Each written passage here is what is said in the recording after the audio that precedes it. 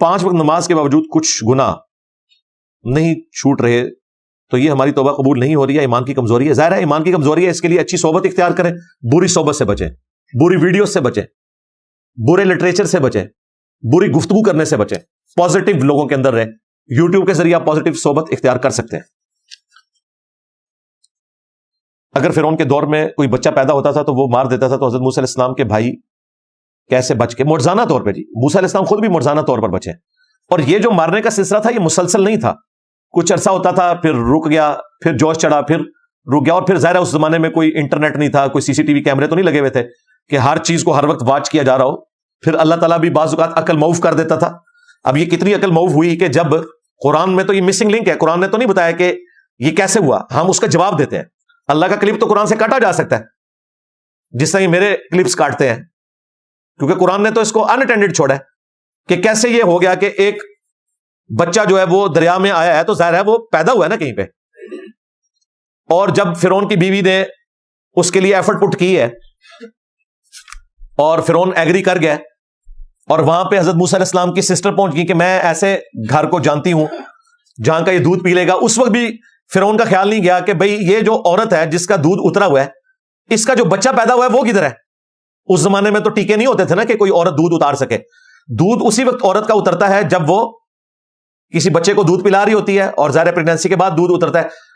تو فرعون کا دماغ اس طرف نہیں گیا کہ اس کا اگر عورت کا دودھ اترا ہوا ہے تو وہ بچہ کدھر ہے جس کی وجہ سے دودھ اترا ہے.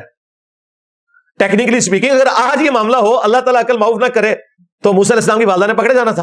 تو اس کا مطلب ہے یہ معجزانہ طور پہ ہوا ہے کہ اس کا دماغ اس طرف گیا ہی نہیں. البتہ ایک کامن سینس تھی کہ بھئی دودھ بھی اسی کا پی رہا ہے جا کے، تو اس کا اپنا بچہ کدھر گیا. تو یہ فوراً مسنگ لنک تھا. یہ مسئلہ تو پنجاب پولیس نے بھی حل کر دینا تھا، تو کیوں نہیں حل ہوا؟ اللہ نے پردہ ڈال دیا. بس یہ جواب ہے اس چیز کا. ٹھیک ہو گیا؟ جس طرح آپ دیکھیں نبی علیہ السلام ہجرت کی رات باہر پیر ہے، تلوار لے کے سارے قبیلوں کے لوگ کھڑے ہیں کہ حضور نکلیں گے ہم قتل کر دیں گے. آپ علیہ السلام انہی میں سے نکل کے چلے گئے، آنکھوں پہ پردہ اللہ نے ڈال دیا. حضرت علی علیہ السلام کو اپنے بستر پہ لٹایا. وہ تو بعد میں جب انہوں نے دیکھا وہ پریشان ہو گئے، نبی علیہ السلام تو وہاں سے جا چکے تھے. تو یہ معجزانہ طور پہ ایسے ہوتا ہے. فزیکلی اس کی کوئی ریزن بیان نہیں کی جا سکتی. معجزے کو فزیکلی ثابت کرنا یہ سائنس پہ بھی ظلم ڈھانا ہے، اور اسلام میں بھی بدعقیدگی ہے جو ایک فرنٹ مین کرنے کی کوشش کر رہا تھا غزالی کے جھوٹے عقیدے کے دفاع کے لیے. تو دیکھیں وہ ایک عورت نے آ کے نا اس فرنٹ مین کے ساتھ کیا کیا.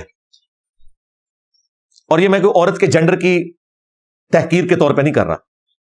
وہ جو سسٹر ہے ہماری، وہ اسٹوڈنٹ بھی ہیں جنہوں نے اس فرنٹ مین کو جواب دیا ہے. اور اس فرنٹ مین کو کہ جسے یہ نہیں پتا کہ امام غزالی کی کتابوں سے وہ جو ریفرنس پیش کر رہا ہے وہ امام غزالی نے اپنے مخالفین کی بات کوٹ کی ہوئی ہے جو صحیح ہے، تو وہ سمجھ رہا ہے کہ غزالی کی یہ بات ہے، اور کہہ رہا ہے غزالی تو یہی کہہ رہا تھا. غزالی اس کا جواب دے رہا تھا. اس بیچارے کا علمی لیول یہ ہے. تو میں نے عورت کی بات کی کہ یہ مرد ڈومیننسی کی بات کرتا ہے. ظاہر اللہ نے بنایا بھی ہے. یہ آپ نے مقابلہ نہیں دیکھا 3-4 دن پہلے جو الجزائر کا ایک مرد عورت بن کے، دوسری طرف ہنگری کی ایک خاتون تھی، جب اسے 2-3 ہی پڑھی ہے تو اس نے کہا میں نے اس سے لڑائی نہیں کرنی، یہ تھے تفہی کچھ اور نے. یہ جو ہم کہہ رہے تھے کہ مرد و عورت برابر نہیں ہو سکتے، اللہ نے ڈفرنٹ بنایا. جسٹس کریں گے، اکویلٹی نہیں ہو سکتی، انصاف ہوگا. بعض معاملات میں عورتوں کو اللہ نے فضیلت دی ہے، بعض معاملات میں مردوں کو at the end of the day برابر رکھا ہے. ورنہ تو عورتوں کا ہاکی کی ٹیم کا مقابلہ مردوں کی ہاکی کی ٹیم سے ہو. یہ میں اکثر مثال دیا کرتا تھا. یہ تو اللہ کی طرف سے کرامت ظاہر ہوئی ہے جو یہ واقعہ ہوا ہے.